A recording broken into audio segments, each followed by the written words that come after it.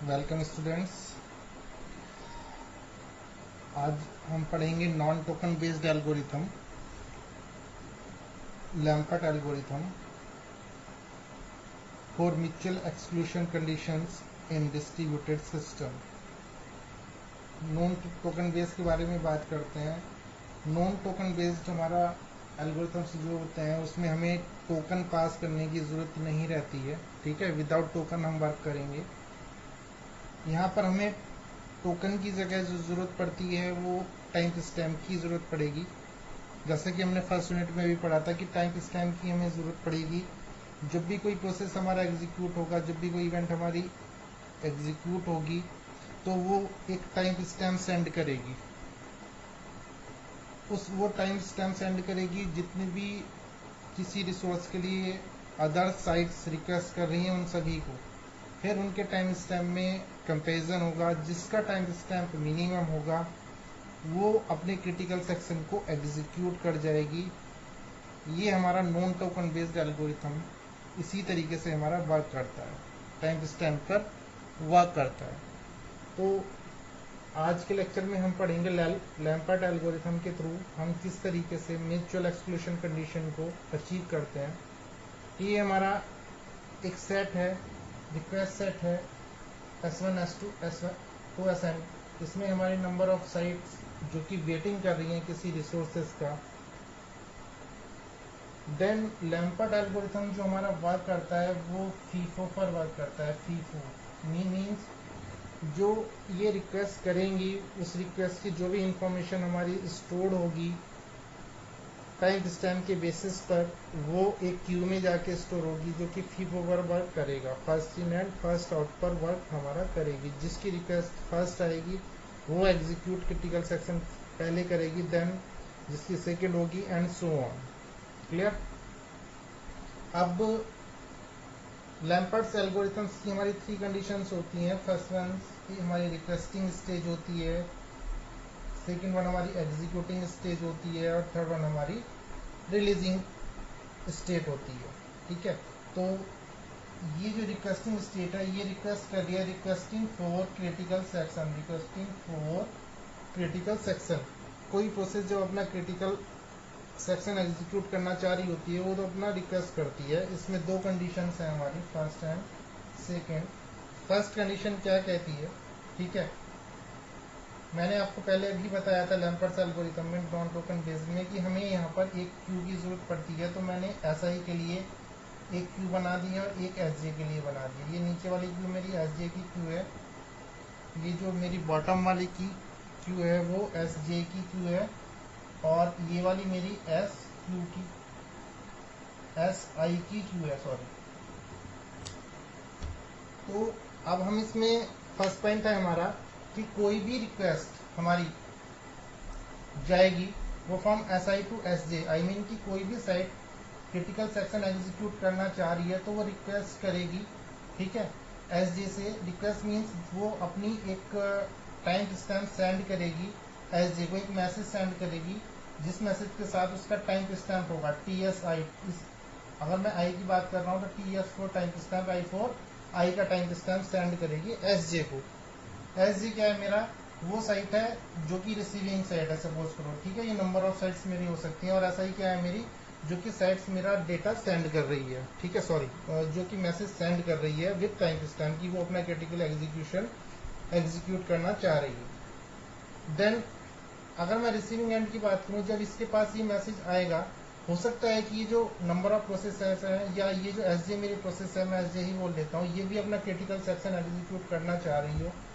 But जब इसको ये टाइम स्टैम्प मिला है और इसका खुद का टाइम स्टैम्प होगा, क्योंकि टाइम स्टैम्प पे हम वर्किंग करेंगे ही लैम्पर्ट एल्गोरिथम में, तो ये जो SI से टाइम स्टैम्प आया है और SJ का जो टाइम स्टैम्प है वो इन दोनों में कंपैरिजन परफॉर्म करेगी। ठीक है, और कंपैरिजन परफॉर्म करने के बाद कंपैरिजन परफॉर्म क्या करेगी कि किसका टाइम स्टैम्प मिनिमम है और किसका मैक्सिमम है। क्लियर है, किसका मिनिमम है और किसका मैक्सिमम है। सपोज कीजिएगा SI का टाइम स्टैम्प SJ से मिनिमम आता है, तो वो SI की रिक्वेस्ट को टॉप पे रखेगी। मैं यहाँ से बोलता हूँ SI ने SJ को रिक्वेस्ट किया था 1 टाइम स्टैम्प से, और एसजे भी अपना क्रिटिकल सेक्शन सपोज करो एग्जीक्यूट करना चाह रही थी, इसका टाइम स्टैम्प मैं 2 मान लेता हूँ। और स्टार्टिंग में अगर मैं जे की बात करूँ तो यहाँ पर 2 होगा, और एस आई की बात करूँ ये मेरे आई है तो यहाँ पर 1 पड़ा होगा। ठीक है, तो एस जे कंपेरिजन करेगी 1 में और 2 में, जिसका मिनिमम होगा वो फर्स्ट आ जाएगा। तो ये क्या करेगी, अपनी लिस्ट को अपडेट करेगी, यानी कि इसको पता लग गया कि पहले एग्जीक्यूट कौन होना है, एस आई वाला एग्जीक्यूट होना है, और यहाँ पर 2 अपना यानी कि उससे नेक्स्ट ये डालेगी। ठीक है, तो पहले जो एग्जीक्यूट होगा वो कौन होगा, वो फर्स्ट होगा। क्लियर है? तो हम इसमें क्यों पढ़ रहे हैं, सॉरी, तो हम यहाँ पर ये हो गया हमारा 2 और ये 1, फर्स्ट इन फर्स्ट आउट पे बात करेंगे तो पहले हमारा जो आएगा वो टॉप पे जो जाएगा वो 1 जाएगा। ठीक है, क्योंकि पहले एस आई ने रिक्वेस्ट की थी तो इसने एस जे ने उसको अपने अपडेट कर लिया है अपनी क्यू को। अब एग्जीक्यूटिंग क्रिटिकल सेक्शन, अब ये एस जे जो है, सॉरी, यहाँ पर अपना एक रिप्लाई मैसेज एस आई को सेंड कर देगी। तो एस आई को पता लगेगा कि सभी साइड से उसके पास मैसेज आ गया कि उसका टाइम स्टैम्प जो है सभी से मिनिमम है, तो उसको अपना क्रिटिकल सेक्शन एग्जीक्यूट करना है। अब यहाँ पर क्या होगा, जब एस आई अपना क्रिटिकल सेक्शन एग्जीक्यूट करेगी, ठीक है, तो S I receive time stamp larger than T S I from all the other side. जब ये एग्जीक्यूट कर रही होती है, इसमें कंडीशन क्या होती है कि एस आई का जो टाइम स्टैम्प होगा वो जो इसने जितने भी मैसेज रिसीव किए हैं अदर साइड से उनके टाइम स्टैम्प से क्या होगा, मिनिमम होगा, यानी कि एस आई का सबसे मिनिमम होगा, बाकी अदर साइट्स का जितना भी है उनका सभी का क्या होगा, मैक्सिमम होगा। S I request is eight top of the request Q. S I की जो रिक्वेस्ट है वो हमारी टॉप पे चली जाएगी। टॉप का मतलब है कि वो सबसे पहले हमारी एग्जीक्यूट होगी क्रिटिकल सेक्शन की प्रॉब्लम एस आई की। तो एस आई जो है हमारी वो अपनी क्रिटिकल सेक्शन की प्रॉब्लम को क्या करेगा, वो एग्जीक्यूट करना स्टार्ट कर दे। ठीक है, अभी क्या हो रहा है, यहाँ पर एग्जीक्यूशन हो रहा है, एग्जीक्यूशन हो रहा है, सेकेंड स्टेप मेरा चल रहा है। अब बात आती है रिलीजिंग क्रिटिकल सेक्शन। अब क्रिटिकल सेक्शन को हम किस तरीके से रिलीज करेंगे। ठीक है, कोई प्रोसेस ने अपना क्रिटिकल सेक्शन एग्जीक्यूट कर लिया है एसआई ने, वो किस तरीके से अब उसको रिलीज करेगी। तो वो क्या करेगी, remove its request from the request queue and send release message to all. मतलब कि ये जो इसके जो रिक्वेस्ट क्यू में से जो इसका टाइम स्टैम्प था प्रोसेस एसआई का, जब इसने अपना क्रिटिकल सेक्शन एग्जीक्यूट कर लिया है तो ये अपना यहाँ से रिमूव कर देगी टाइम स्टैम्प, और एक मैसेज जो सेंड करेगी वो एसजे को करेगी क्या, कि मैंने अपना क्रिटिकल सेक्शन एग्जीक्यूट कर लिया है। ठीक है, when SJ receive release message, जब ये प्रोसेस रिलीज मैसेज इसको मिलेगा फ्रॉम एसआई से, it removes SI request from its request Q. तो ये भी जो 1 की वैल्यू, जो 1 टाइम स्टैम्प था एसआई का, उसको भी अपनी क्यू में अपडेट कर देगी, यानी कि उसको क्या कर देगी, रिमूव करेगी। क्लियर है?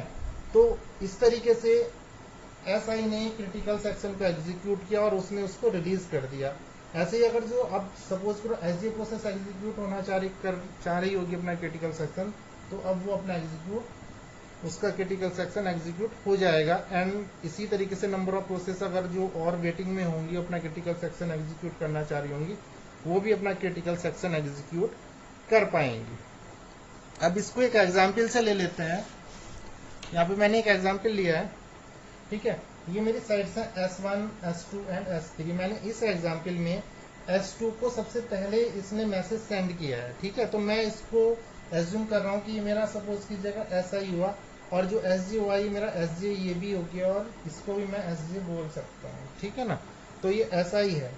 SI ने एक रिक्वेस्ट किया, सपोज करो इसने जैसे ही मैसेज सेंड किया अपने क्रिटिकल सेक्शन को एग्जीक्यूट करने के लिए S1 को और साइट S2 को, तो इसने इसके टाइम स्टैम्प के साथ मैसेज जाएगा, मैसेज तो टाइम स्टैम्प के साथ जाएगा। तो ये क्या करेगी, यहाँ पर अपनी क्यू को, इसने क्यू बनाई हुई है अपनी, तो इसने फर्स्ट किया था तो ये फर्स्ट डालेगी। ठीक है, यहाँ पर इस पे के पास मैसेज आया है, ठीक है ना, तो वो टाइम स्टैम्प क्या आया, यहाँ पे फर्स्ट आ रहा था, यहाँ पे भी फर्स्ट गया है, तो यहाँ पर क्या होगा, इसका टाइम स्टैम्प फर्स्ट होगा। ठीक है, अब ये पॉइंट इससे पहले स्टार्ट हो जाता है। ठीक है, उसी थोड़ी टाइम पे क्या होता है कि इसने रिक्वेस्ट किया, लेकिन इसका टाइम स्टैम्प क्या होगा, 2 होगा। यहाँ पर इसका टाइम स्टैम्प अभी क्या है, 2 है। ठीक है, अब जैसे ही S1 को S2 का मैसेज मिलता है, ये कंपैरिजन करता है भाई 2 एंड 1 में कंपैरिजन करता है, 2 एंड 1 में कंपैरिजन करता है कि कौन सा मिनिमम है। तो मिनिमम कौन सा होगा यहाँ पर हमारा 1 होगा, ठीक है। इसका मतलब क्या है कि जो मेरी प्रोसेस फर्स्ट है S2 वाली है वो पहले एग्जीक्यूट होगी, तो उसने उसको उसके अकॉर्डिंगली अपडेट किया अपने को, ठीक है। अभी यहाँ से अब तक इसको अगर मैं S3 की बात करूं तो यहाँ तक इसको 1 से 1 आया था, बट यहाँ पे इसको 2 आ गया है, ठीक है। यहाँ पे 2 आया है बट 1 इसको पहले से आ रहा था, तो 1 और बाद में क्या रिसीव हुआ है 2, तो यहाँ पे इसका टाइम, यहाँ पे जो इसकी रिक्वेस्ट क्यू में जाएगा वो टाइम स्टैम्प 1,2 हो जाएगा। क्लियर है। यहाँ पर अभी 1 था और जैसे यहाँ पे 2 आया, ठीक है ना, क्योंकि प्रोसेस S1 ने S2 को भी तो मैसेज दिया है जैसे S3 को दिया है, तो यहाँ पर 1 ऑलरेडी यहाँ से आ रहा था, देन 2 यहाँ पे रिसीव हो गया है। तो यहाँ पर अगर मैं फाइनली बात करूँ तो यहाँ पर 1,2 1,2 एंड 1,2, ये जो 1 है वो इस S2 प्रोसेस के लिए है और जो 2 है वो हमारा बिलोंग कर रहा है S1 प्रोसेस को।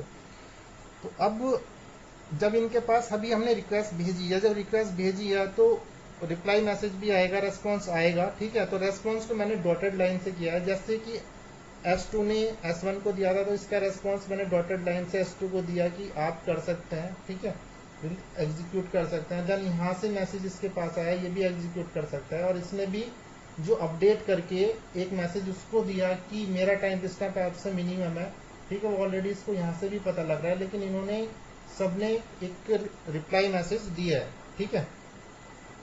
अब होगा क्या, यहाँ से इसको पता लगा है S2 को कि इसका टाइम स्टैम्प जो है वो S1 से और S3 से मिनिमम है। इसका मीनिंग क्या होगा यहाँ पर कि प्रोसेस जो मेरी S2 है वो अपना क्रिटिकल सेक्शन अब क्या करेगी, एग्जीक्यूट कर लेगी। जैसे कि ये प्रोसेस अपना क्रिटिकल सेक्शन एग्जीक्यूट कर लेगी, ठीक है, ये अपना एग्जीक्यूट करेगी।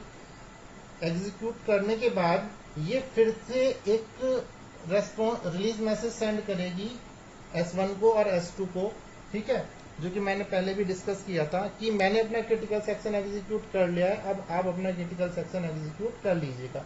और ये जो रिक्वेस्ट में 1 की जो वैल्यू थी वो क्या हो जाएगी, रिमूव हो जाएगी। ये अपने से भी रिमूव कर देगी, यहाँ से इसने अपने से क्या यहाँ पे क्या कर दिया, रिमूव कर लिया। अब यहाँ पे जो S2 की वैल्यू है वो क्या हुआ, 2 हुआ।